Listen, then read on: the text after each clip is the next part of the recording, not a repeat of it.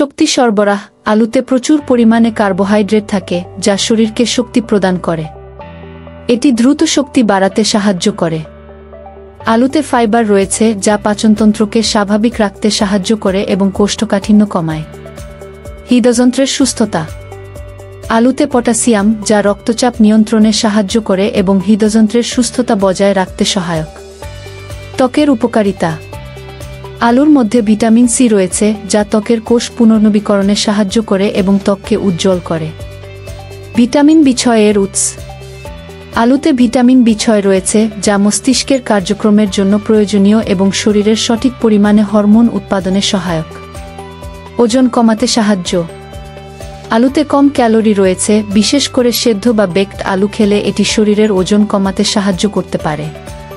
Energy বৃদ্ধি।